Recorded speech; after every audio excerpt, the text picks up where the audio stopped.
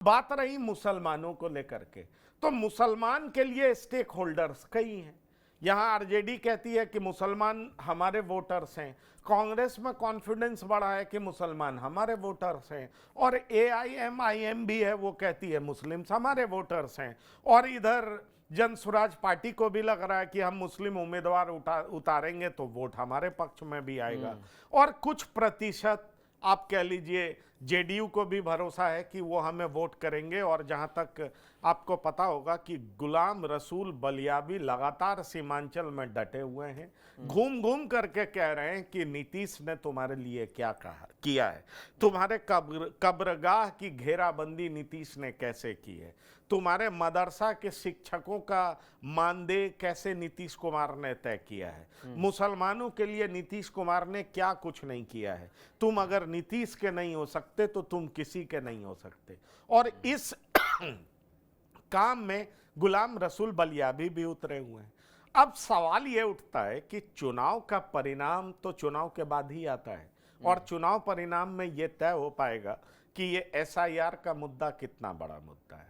क्या आम लोगों को दिक्कत हुई है तो आम लोग उसकी खीज बीजेपी के खिलाफ उतारेंगे?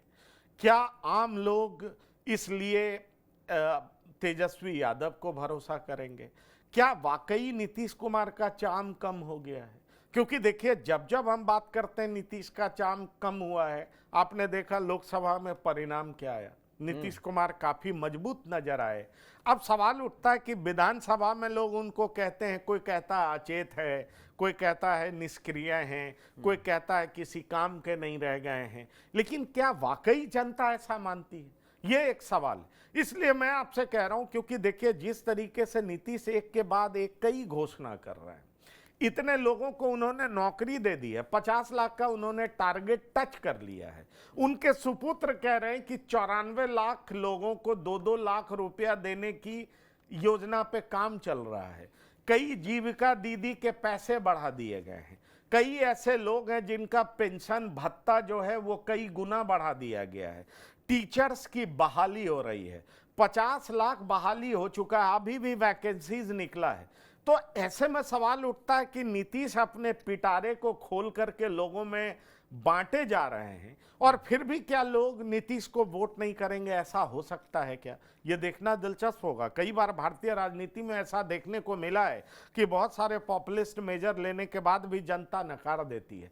क्या बिहार में ऐसा होगा? ये एक बड़ा सवाल है। लेकिन अभी तक अगर आप पिछले 20 सालों में देखेंगे तो जब जब नीतीश कुमार पर गंभीर चुनौती आई है, नीतीश कुमार उतने ही ताकतवर बनकर के उभरते हुए दिखे। इसमें कोई शक नहीं कि तेजस्वी बड़े नेता बनकर के उभरे हैं, आरजेडी के बड़े नेता हैं, युवा हैं, और उनका करिश्मा पिछले विधानसभा चुनाव में दिखाई पड़ा है।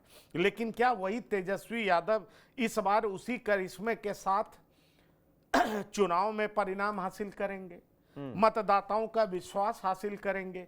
ये सारी बातें चुनाव के दिन तय होगा और परिणाम के रूप में बाहर आएगा। राहुल गांधी का एक्सेप्टेंस किस किस समाज में है, कौन कौन लोग राहुल गांधी को पसंद कर रहे हैं, बीजेपी से नाराजगी किस हद तक है, नीतीश कुमार के खिलाफ वोटर फटीग किस हद तक है, ये सारी बातें तय करेंगी कि आखिरकार एनडीए की सरकार बन पाएगी या नहीं। पर एक बात मैं आपको इतना जरूर कहूंगा कि एनडीए को, अगर मुझे दिखाई पड़ता है कि एनडीए को सबसे ज्यादा चुनौती किससे है, तो मुझे लगता है कि वो जन स्वराज से। क्योंकि जन स्वराज पार्टी ऐसी पार्टी है जो एनडीए को ज्यादा नुकसान करती हुई दिखाई पड़ रही है। अगर जन स्वराज का ग्राफ इसी तरीके से बढ़ता रहा, यकीन मानिए जो मैं देख पा रहा हूं, जो मैं लोगों से बात करता हूं, तो एनडीए के खास तौर पर बीजेपी के जो हार्डकोर वोटर्स हैं वो निश्चित तौर पर बीजेपी के लिए परेशानी का सबब बन सकते हैं।